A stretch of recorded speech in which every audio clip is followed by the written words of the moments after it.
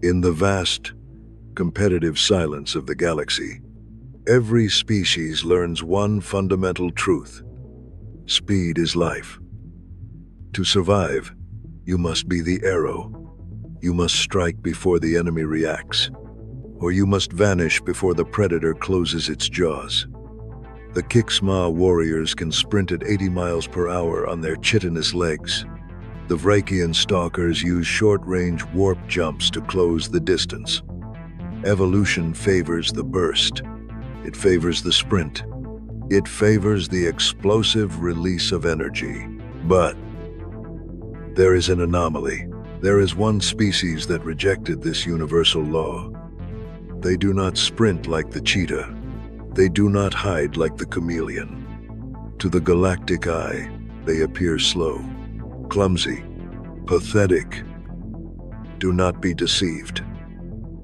If you anger a human, do not look at their lack of claws. Look at their legs. Look at their lungs. Because if a human decides to follow you, running will not save you. You are not fighting a creature of speed. You are fighting a creature of entropy. You are fighting the inevitable. This is File Beta 7, the Persistence Predator. The incident occurred on Xylar 4, a moon designated as a Class 4 arid zone. Essentially, a global desert of razor-sharp sand and binary suns. A raiding party of Kix-Ma mercenaries struck a remote Terran mining outpost. It was a brutal, efficient attack. They breached the perimeter, stole refined Isotope 9 containers, and eliminated the 3 guards on duty. The Kix-Ma are built for hit and run. Their physiology is insectoid. Hydraulic limbs, exoskeleton plating, and a respiratory system designed for high oxygen intake during short bursts. They laughed as they ran into the Dune Sea. They checked their rear scanners. Nothing. The humans were dead or hiding. The Kix-Ma commander, a warrior named Skith, chattered over the comms. Soft skins. Too slow. We will be at the rendezvous point in 2 cycles. They covered 60 miles in the first hour. An incredible feat of athleticism. But their biology demanded a price. Their internal temperatures spiked. Their muscles filled with lactic acid. They needed to stop, to rest, to cool down. They set up camp in the shadow of a canyon. They slept, confident that no bipedal creature could cross 60 miles of burning sand in a single day. They were wrong. 6 hours later, the Kix-Ma scout woke up to a sound. Not a vehicle engine, not a dropship.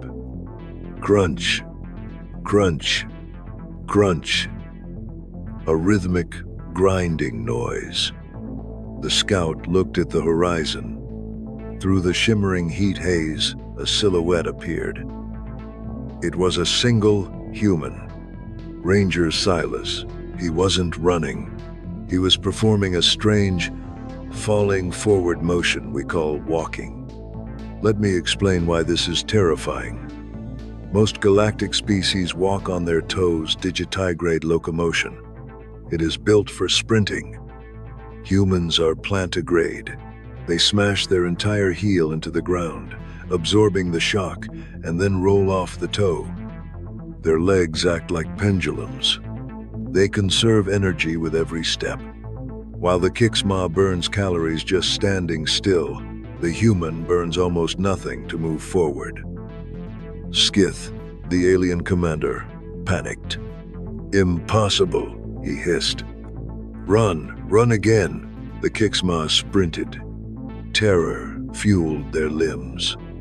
They pushed harder than before, covering another 80 miles into the deep desert.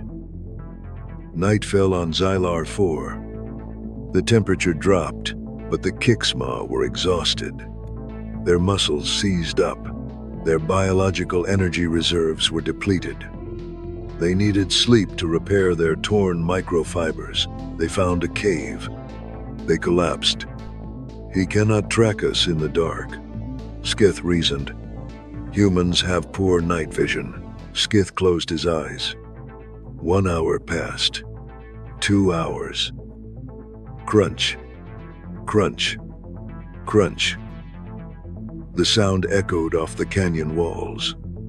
It was closer this time. The human did not stop for the dark. He used a simple chemical light stick and kept walking. The Kix-Ma screamed. They were forced to abandon their heavy gear. They abandoned the stolen isotopes. They ran into the blackness, stumbling, breaking their chitinous shells on the rocks. They realized then the true horror of their enemy. The human did not need to be faster than them. He just needed to deny them sleep. He was hunting their minds as much as their bodies. Day 2. The twin suns rose, baking the desert floor to 120 degrees. The Kix-Ma were dying. Their biology requires them to stop and pant to release heat. If they run in this heat, their brains will literally boil inside their skulls. They looked back. The human was still there, 5 miles back, a relentless dot. How? How was he not dead? Because humans possess a biological superpower that disgusts the rest of the galaxy. They leak fluid. We call it hydraulic cooling. They call it sweating. Millions of glands pump water and salt onto their hairless skin.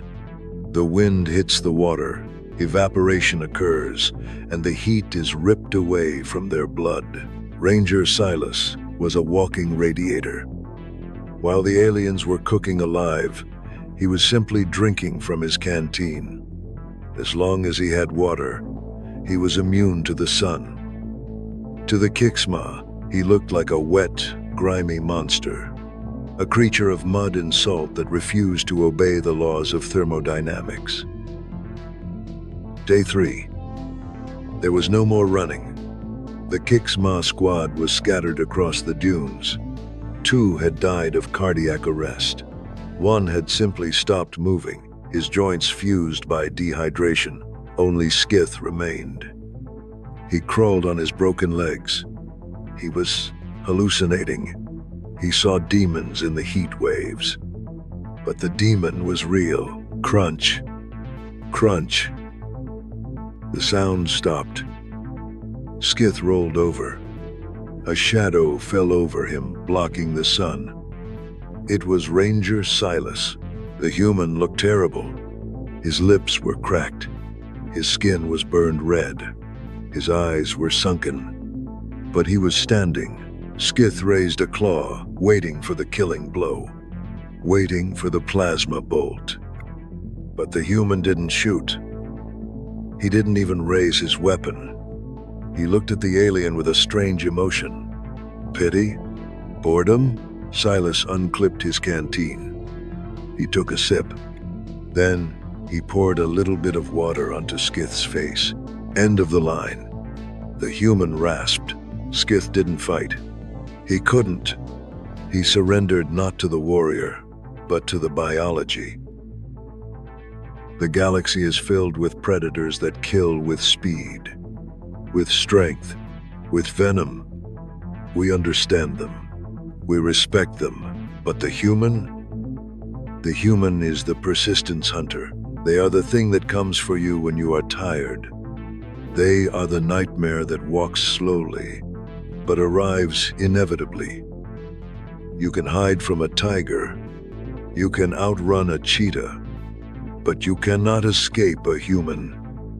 We will follow you across deserts, across oceans, and across the stars. We do not stop when we are tired.